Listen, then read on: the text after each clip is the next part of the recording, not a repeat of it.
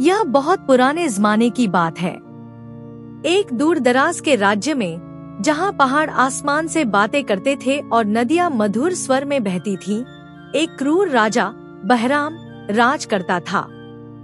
बहराम का दिल पत्थर से भी कठोर था। उसका शासन अत्याचार, भारी कर और अन्याय से भरा हुआ था। लेकिन उसका जुल्म सामान्य नहीं था, वह जुल्म भी एक अनोखे ढंग का था। बहराम ने एक विचित्र कानून लागू किया था। साल में एक दिन हर नागरिक को अपनी सारी चीजें, यहाँ तक कि कपड़े और घर भी, राजा को सौंपने होते थे। इस दिन को बलिदान दिवस कहा जाता था, लेकिन प्रजा इसे जुल्म दिवस कहती थी। जो इसका विरोध करता, उसे नगर के बीचों बीच फांसी दे दी जाती।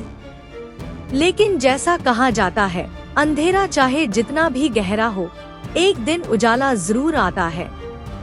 एक दिन एक साहसी किसान की बेटी नूरीन राजमहल में पहुंची।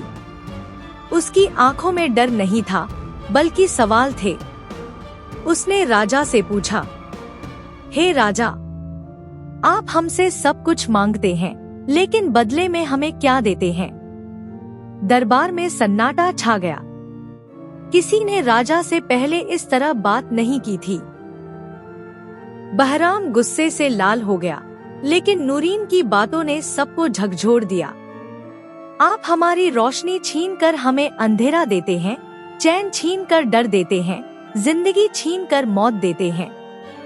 क्या यही न्याय है?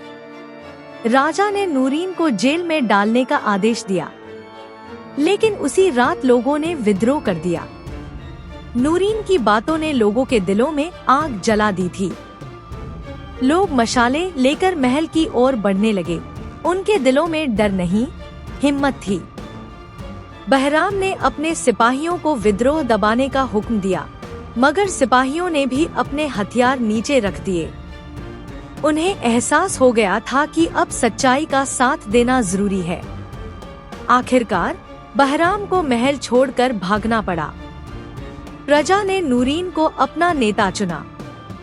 नूरीन ने सभी अत्याचारी कानून समाप्त कर दिए, न्याय की स्थापना की और सबसे महत्वपूर्ण बलिदान दिवस को दया दिवस में बदल दिया, जिस दिन लोग एक दूसरे की मदद करते, गरीबों को देते और ईश्वर के सामने सिर झुकाते।